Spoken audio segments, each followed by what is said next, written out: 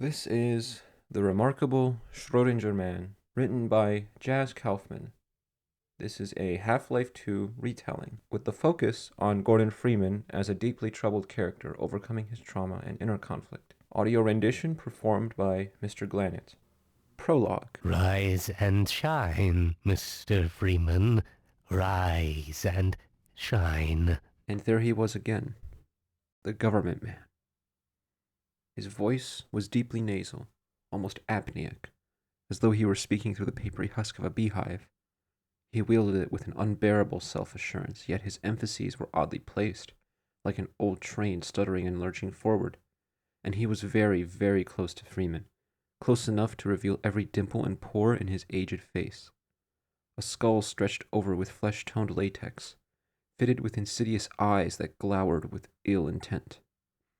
There was a sudden painful flash of light, and the distorted scream of a train braking. Then everything was a negative, insanely posturized in Freeman's eyes. Then he blinked, and things were normal again. Not that I wish to imply you have been sleeping on the job, continued the G-Man. No one is more deserving of a rest, and all the effort in the world would have gone to waste until... The G-Man hesitated for a moment. Well, he continued with a smirk, let's just say your hour has come again.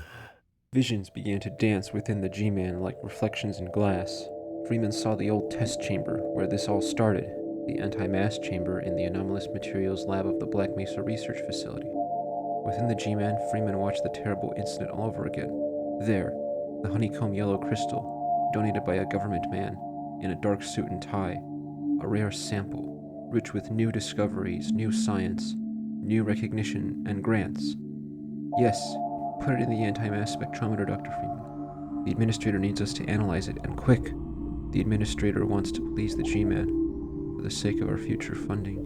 We've just been informed that the sample is ready, Gordon. Freeman saw the spectrometer's ray crackle and sparkle uncertainly.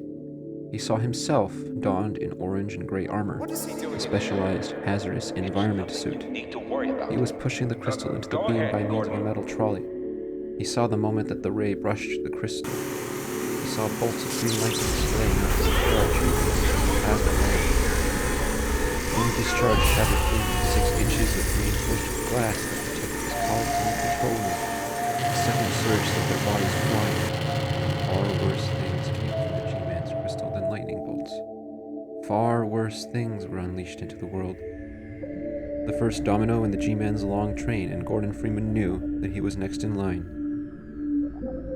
The G-Man spoke again. The right man in the wrong place can make all the difference in the world. The visions had become unfamiliar now, frightening, alien, surreal. Freeman saw sheer and narrow canyons of metal. Their sides were lined with hundreds of spindly robotic arms like a bacterium's cilia.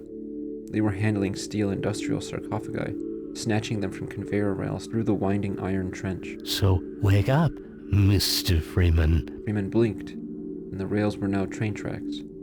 He blinked again, and there was only one pair of tracks, part of a different scene, one that blossomed outside of the G-Man as well as within. Regular train tracks. They skated away into nothingness. And now Gordon was on a train car, and the G-Man was gliding away from him, fading along with the shadows and the nothingness. There was a malicious smile on his face. Wake up and smell the ashes.